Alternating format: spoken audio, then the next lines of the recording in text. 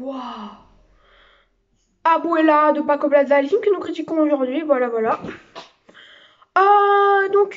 Si à ce plan-là, et si je suis habillée un peu plus comme ça, et si j'ai essayé de gigoter le moins possible, je vais essayer, et je pense que je vais gigoter comme un dingue, mais bref.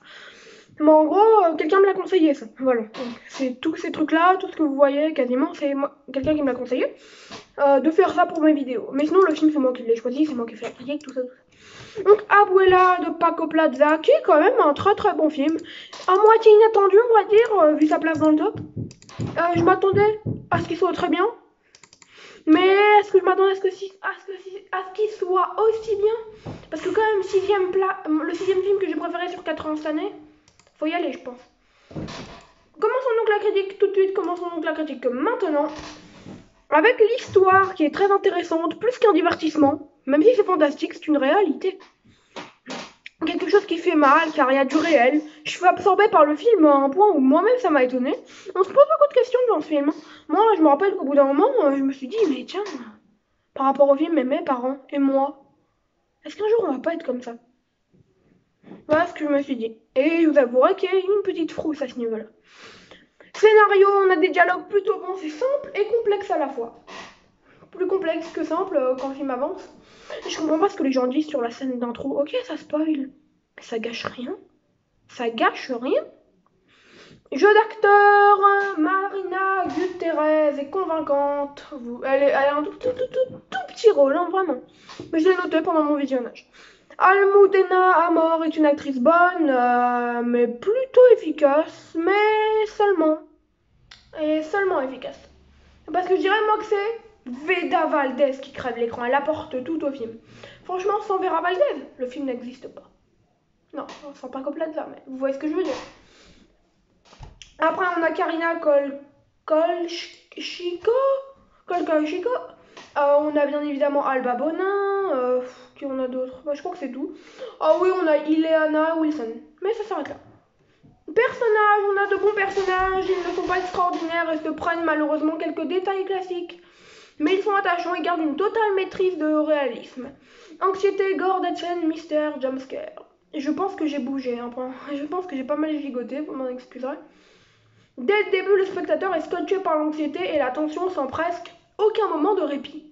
L'ambiance est parfaite avec quelques jumpscares bien placés pour pimenter le tout. Franchement, c'est très flippant et le sujet du film est assez flippant aussi parce que quand on pense, le futur fait peur dans ce film. Voilà, voilà. Émotion, il y a beaucoup de tristesse qui se dégage du récit, les moments de joie étant quasi inexistants. Un film morose mais avec de vraies réflexions. Que je dirais film d'auteur qui ne plaira pas à tout le monde, je pense. Moi, par exemple, il y a des moments où, comment elle s'appelle, où Pilar, la grand-mère, on voyait qu'elle allait pas bien, tout ça, on voyait que Susanna allait pas bien. Il y a des gens qui rigolaient dans la salle.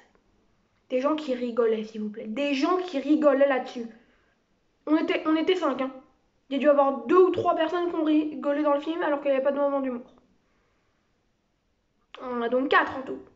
Si on m'oublie moi. Alors, émotion, je viens d'en parler. Photographie, une photographie prenant la maison sous de beaux angles délicats malgré une photographie assez simpliste pour le reste, mais pas mauvaise du tout pour autant. Effets spéciaux, on a des effets spéciaux et dans la flippantise, les musiques j'ai rien noté. Et la fin elle est juste parfaite, spectaculaire, elle a tous les talents. Mais c'est quoi cette fin? Je la trouve peut-être trop explicite la fin. Voilà, je la trouve très très explicite, on va pas se mentir. Voilà, par rapport à ce que dit, comment elle s'appelle? Ce que dit... Moi d'ailleurs j'avais mal compris l'introduction. Par rapport à, vous savez, ce que dit grand-mère ou ce que dit, bref. Je peux pas vraiment vous dire, ça spoil un peu ce que je viens de dire, oui je le sais.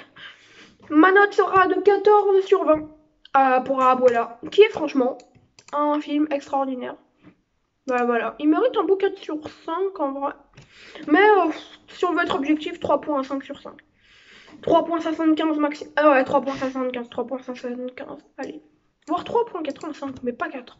Même si moi j'ai mis 4, j'avoue, sur Letterboxd. Letterboxd qui est dans la description normalement de mon Letterboxd. Ciao, c'était Mortomega. Et vous l'aurez compris, Abuela, waouh. Ciao, c'était Mortomega. Prenez soin de vous. Et le cinéma, qu'est-ce qu'il a pris soin de moi. N'oubliera pas de vous dire au revoir aussi.